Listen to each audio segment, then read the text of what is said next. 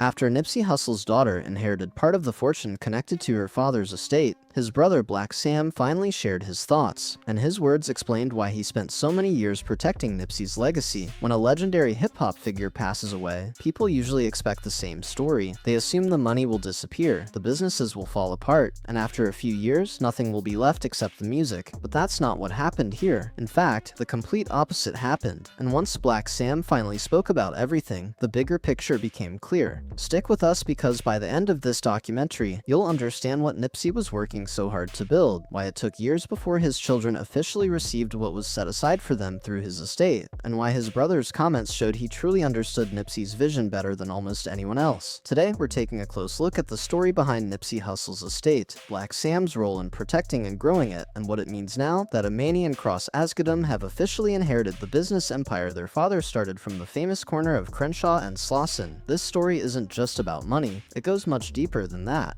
It's about family, long-term planning, and a dream that kept growing even after Nipsey's passing. If you've been following this story, you already know there are many layers to it, and if this is your first time hearing about it, get ready, because this could completely change the way you look at what Nipsey Hussle was trying to accomplish. Ermias Joseph Asghedom was born on August 15, 1985, and grew up in the Crenshaw neighborhood of South Los Angeles. He was raised in an environment that offered very few easy opportunities, and didn't seem to promise financial security or lasting wealth. As a teenager, he was affiliated with the Rollin' 60s Crips, something he openly discussed in interviews, and he often said that was the world he knew growing up. But even then, there was another side to him. He loved reading, thinking, and learning about ownership, business, economics, and independence, while many people his age were focused on very different things. Then, in 2004, at just 19 years old, he traveled to Eritrea, his father's homeland, and that experience left a lasting impact on him. Nipsey later described that trip as a major turning point because it gave him a clearer sense of purpose. He believed he had a responsibility to use his platform to help create opportunities in a community that had faced generations of economic challenges and limited investment. He called it all money in, no money out, and it was much more than a catchy slogan. It wasn't just something printed on merchandise to boost sales.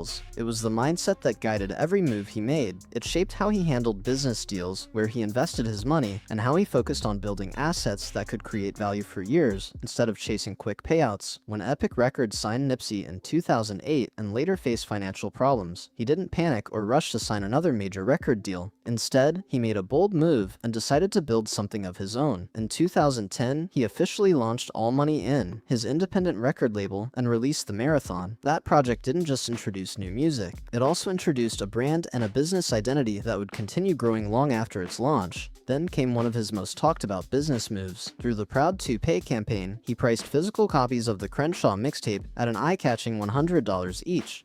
Many people questioned the idea at first, but the copies sold quickly, showing the strength of his fan base. Jay-Z even purchased 100 copies, bringing even more attention to the release. But the real message wasn't simply about making more money. Nipsey believed that building a direct connection with loyal supporters could be far more valuable than collecting millions of streams on content someone else controlled. From that point forward, nearly every major business decision followed that same strategy. By 2013, he had co-founded the Marathon Agency, expanding his vision beyond music. Then, in 2017, he opened the Marathon Clothing at the famous corner of Crenshaw and Slauson. It wasn't designed to be just another clothing store. Nipsey described it as a smart store, where customers could buy merchandise and use an app to unlock exclusive digital content connected to his music and brand. He wasn't simply selling clothes, he was creating an entire business ecosystem that brought together technology, fashion, music, and community in one place. And the location was no accident. He could have opened in a more expensive shopping district, but that wasn't his goal. He wanted his success to create opportunities in the neighborhood that helped shape his life, making sure the investment stayed connected to Crenshaw instead of benefiting somewhere else. That same year, Nipsey reached another major milestone by partnering with Atlantic Records for commercial distribution of his debut studio album. Even with that partnership, he kept control of All Money In and its roster, allowing him to grow his career while maintaining ownership of the brand and business he had worked so hard to build. The agreement was set up as a distribution partnership, not a traditional record deal, and that difference changed everything. Instead of giving away control, Nipsey kept ownership of the parts of his business that could continue creating value over time. When Victory Lap was released in February 2018, it debuted near the top of the Billboard 200 and earned a Grammy nomination for Best Rap Album, proving that his independent approach could succeed on a major stage. On his collaboration with Kendrick Lamar, Dedication, Nipsey rapped about owning his royalties, publishing, and masters. That wasn't just a flashy lyric, it reflected the business position he had worked hard to achieve. While many artists entered agreements that limited their long-term ownership, Nipsey had built a career that allowed him to keep control of the assets connected to his music and brand. His vision stretched far beyond entertainment. Alongside entrepreneur David Gross, he co-invested in Vector 90, a co-working space and STEM center in Crenshaw created to help connect young people from underserved communities with technology, mentorship, and opportunities linked to Silicon Valley. According to Gross, the idea first came up while they were sitting courtside at a Lakers game. Nipsey reportedly told him, "This is more important than music," and showed up at the office the very next day to help move the project forward. Real estate was another major part of his long-term strategy. He invested in the plaza at Crenshaw and Slauson, where the Marathon Clothing was located, with plans to help redevelop the area into a mixed-use space, featuring homes, businesses, and new opportunities for the surrounding community. He also supported Destination Crenshaw, a public art initiative designed to celebrate local culture, while encouraging investment, and became involved with Our Opportunity, an investment fund focused on directing capital into communities of color through federal Opportunity Zone incentives. Every project connected back to the same mission, creating lasting opportunities in the neighborhood he always stayed committed to. Then, on March 31st, 2019, tragedy struck. Nipsey Hussle was shot and killed outside the Marathon Clothing store. He was only 33 years old, and the news sent shockwaves across the music world and far beyond. Tributes poured in from artists and public figures including Jay-Z, Snoop Dogg, Drake, and LeBron James, along with countless fans who had watched him build something that reached beyond music. During the public memorial, his grandmother, Margaret Bout, shared that she believed God had told Nipsey he had fulfilled his purpose and made his mark. More than 20,000 people gathered at the Staples Center to honor his life and legacy, showing just how deeply his impact was felt. The memorial procession through Crenshaw stretched for miles, and the streets were filled with people paying their respects. Crowds waited for hours just to honor Nipsey Hussle. It wasn't the kind of farewell given to someone who simply became famous and moved on. It reflected the deep connection many people felt because he stayed committed to the neighborhood, invested in it, and backed his community with the same determination he showed in building his own future.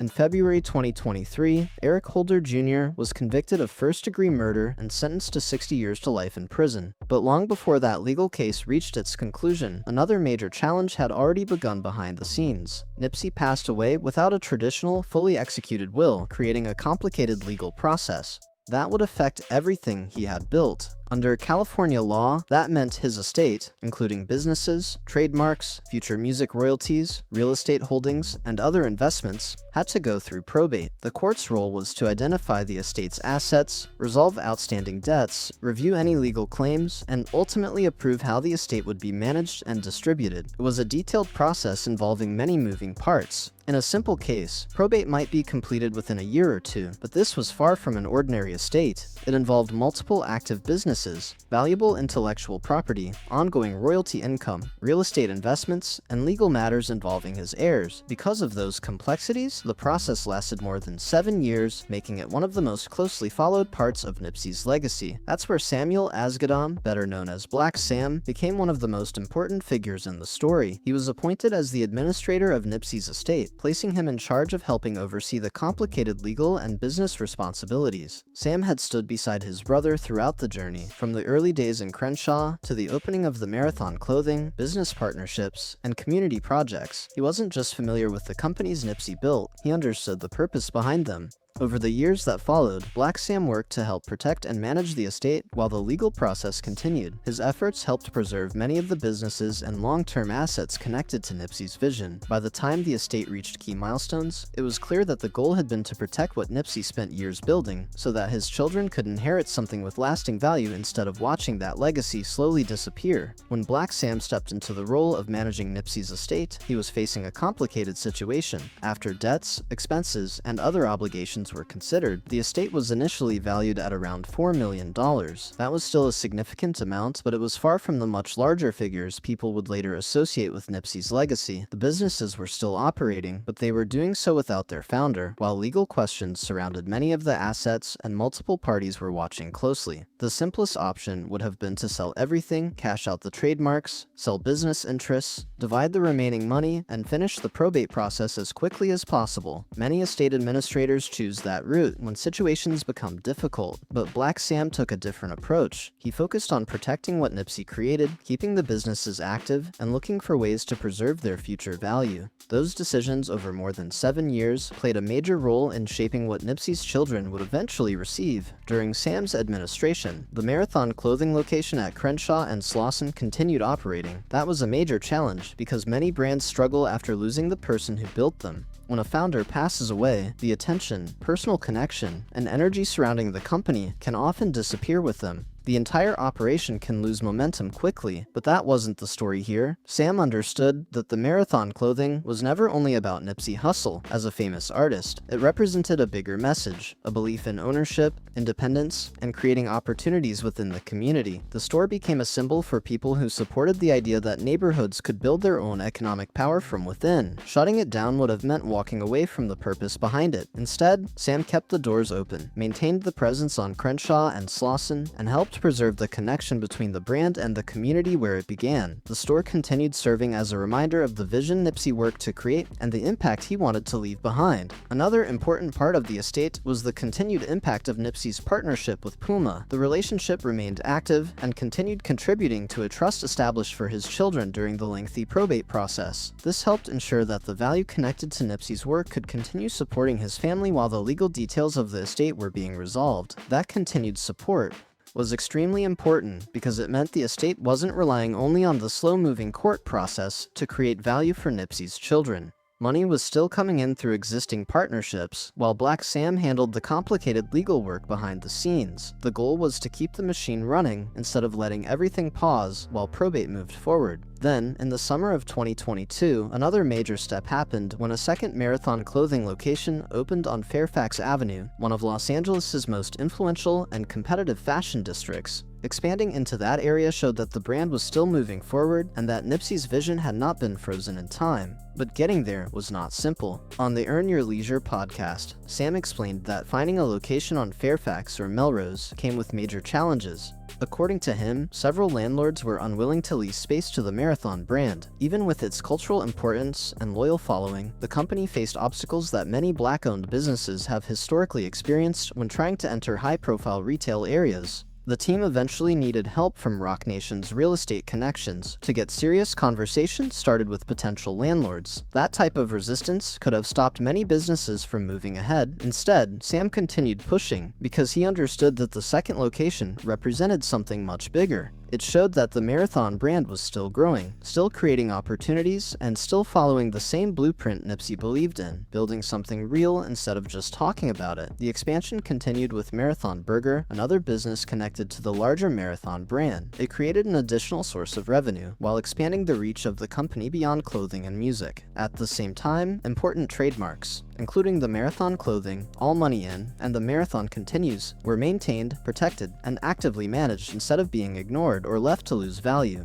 During his appearance on Earn Your Leisure, Sam also discussed the growth of the real estate connected to Nipsey's children. He explained that the property value had increased significantly since being acquired, highlighting the importance of the investments Nipsey made before his passing. He wasn't only talking about memories or emotions, he was pointing to actual assets that continued gaining value over time. Behind all of this, Sam was also dealing with complicated legal matters that many people watching the story never fully saw. One of the biggest challenges involved the guardianship of Imani Asghedom, Nipsey's daughter from his previous relationship with Tanisha Foster. The court disputes surrounding guardianship lasted for years and added another layer of difficulty to the already complex estate process. Tanisha Foster was involved in legal proceedings connected to Imani's guardianship and questions surrounding access to the estate, and those matters continued for a large part of the probate process. Because minors were involved, some details remained private and were kept out of the public eye. However, public records show that Black Sam and the Asghedom family ultimately secured guardianship arrangements that protected Imani's inheritance. That legal dispute was finally resolved in 2025, creating the path for the estate to move closer to its final final court-approved distribution. The timing was extremely important. The guardianship matter was not just a small issue happening in the background, it was one of the biggest legal barriers preventing the probate process from being completed. Until that situation was settled, the estate could not fully close. The resolution allowed the final steps toward distribution to move forward. Behind the scenes, Black Sam was balancing multiple responsibilities at once, handling estate decisions, dealing with court matters, protecting trademarks, expanding businesses, and maintaining the value of assets while also grieving the loss of his brother and carrying the responsibility of protecting a legacy watched by an entire community. For more than 7 years, he managed those challenges while keeping the focus on preserving what Nipsey Hussle built. The outcome showed that the goal was never simply to hold on to assets, it was to make sure the next generation could inherit something meaningful and lasting. The estate process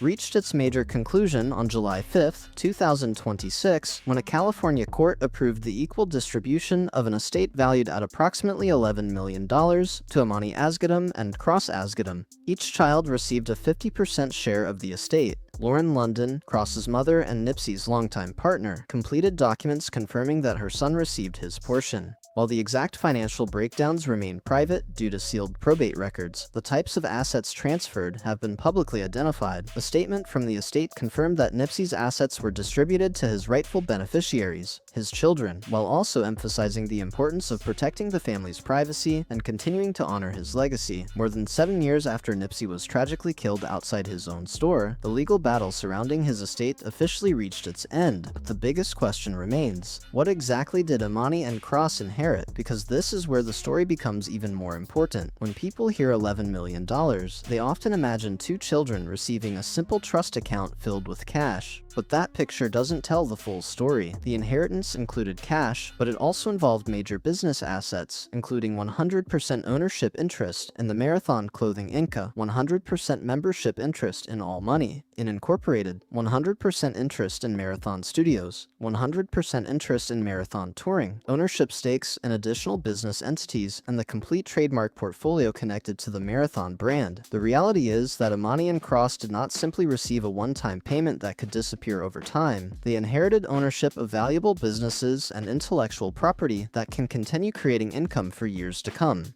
Nipsey's music catalog can keep generating royalties, the Marathon businesses can continue operating, and the trademarks connected to his brand can keep creating opportunities through licensing and partnerships. These are not just assets meant to be spent, they are long-term wealth-building tools designed to potentially support future generations. Instead of receiving only cash, his children received pieces of a business structure that was built to keep moving forward even after Nipsey was gone. Because both children are still minors, their inheritance remains protected through legal guardianship arrangements. Lauren London oversees Cross's share, while Black Sam and the Asghedom family oversee the management of Amani's inheritance. This setup exists to make sure the assets are carefully handled until the children are old enough to fully understand and manage what they own. That protection is especially important because history has shown that celebrity estates can face serious challenges after someone passes away. In entertainment, there have been many cases where young heirs received large inheritances but later lost significant portions because of poor financial choices, bad guidance, or a lack of proper safeguards. The legal structure around Amani and Cross's inheritance is designed to protect the future Nipsey was working toward. He wasn't focused on creating a quick financial reward, he was building something that could last beyond his own lifetime. The trust and guardianship framework helps preserve that vision and gives his children time to learn the value, responsibility, and history behind what they inherited. For Amani especially, this means she won't simply grow up hearing stories about what her father built. When she is old enough, she can inherit active businesses and assets that have continued operating and developing for years under careful management. That is a completely different kind of legacy. When Black Sam spoke publicly about the inheritance, he repeatedly returned to the importance of ownership and family legacy. He explained, "When I say we own it, it's in Hussle's kids' names in their trust funds, so they know when they get older, this is something their father worked for and that they own."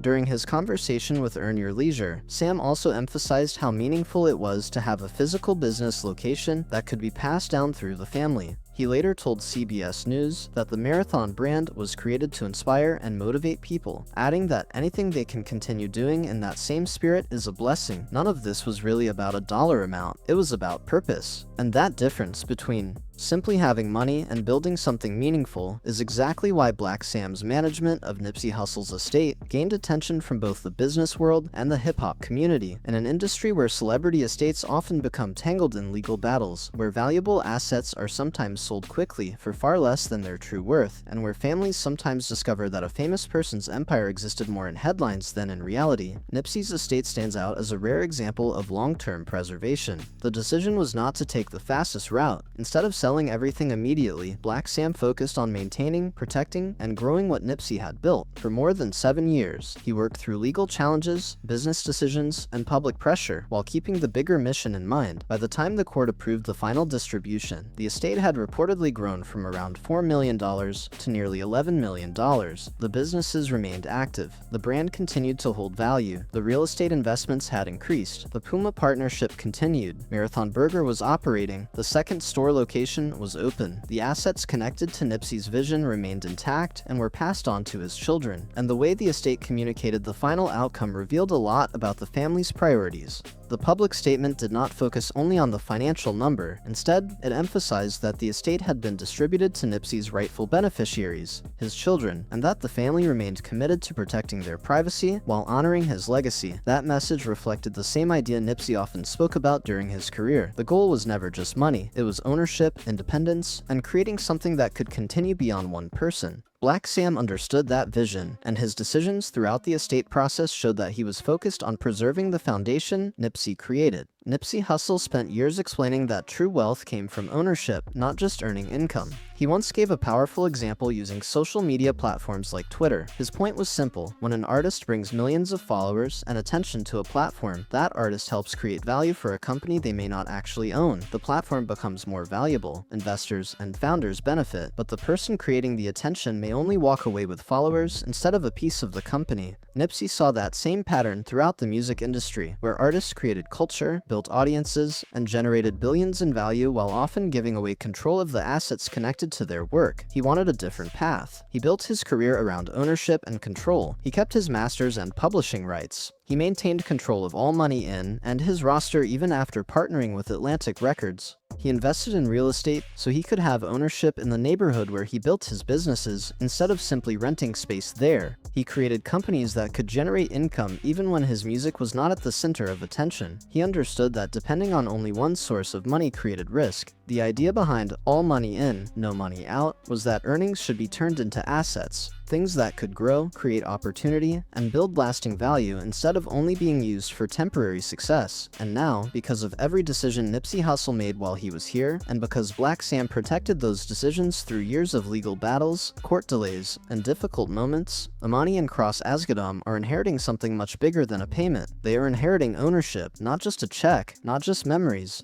Ownership, the kind of ownership that can continue growing, creating opportunities, and building wealth for future generations, exactly the way Nipsey always believed it should. What Black Sam accomplished during those 7 years became a major part of this story too. His role was not simply being Nipsey's brother. He became a protector of the estate, a businessman making difficult choices, and someone who understood that managing a legacy requires action. It requires patience, strategy, legal awareness, and the commitment to protect what someone spent their entire life creating. A lot of people placed in that position would look for the quickest way out. Facing grief, public attention, legal pressure, and multiple challenges at once, many would choose the easiest path, sell the assets, close the chapter, and move forward. But Sam didn't simply close the chapter. He continued building. He helped expand the Marathon brand while handling probate issues, guardianship matters, business decisions, and trademark protection. He worked to keep existing businesses active while creating new opportunities. He focused on maintaining the value of the properties and companies connected to Nipsey's vision instead of allowing them to disappear over time. And through all of it, he kept the focus away from himself. Whenever Black Sam spoke publicly, whether on Earn Your Leisure, during interviews, or with outlets like CBS News, the message stayed consistent. It wasn't about getting recognition for what he did. It was about Nipsey's children. It was about protecting the mission. It was about ownership and making sure the next generation received what their father worked so hard to create. That consistency legacy is what made the final outcome so meaningful. His actions matched his words, and his actions reflected the values Nipsey trusted him to carry forward. At the end of the day, Nipsey Hussle's greatest legacy might not only be the music. Even though Victory Lap remains a powerful piece of his career, it might not only be the marathon clothing, even though that brand became a symbol of entrepreneurship in South Los Angeles. The biggest legacy might be the proof that his entire philosophy actually worked. The businesses, the trademarks, the investments, the court records, and the estate documents all show that building ownership can create something that lasts. They show that a person can create a foundation strong enough that even after they are gone, their family can still inherit something meaningful, especially when someone is willing to protect it with discipline, patience, and purpose. Black Sam became that person. 7 years after Ermias Asghedom was tragically taken from outside the marathon clothing on Crenshaw and Slauson, his children officially inherited the assets connected to the empire he spent years building. Not because the process was simple, not because the road was easy, but because the people around him refused to let the challenges erase the vision. The marathon didn't just continue, it became proof that the blueprint was real. That's the story. Now we want to hear from you. What do you think about the way Black Sam handled Nipsey Hussle's estate? Do you believe protecting the businesses instead of selling everything was the right move? Drop your thoughts in the comments below. If you enjoyed this breakdown, make sure to like the video, subscribe to the channel, and share this story with someone who wants to understand the full impact of Nipsey Hussle's legacy. And don't forget to check out the next video on screen for more stories like this.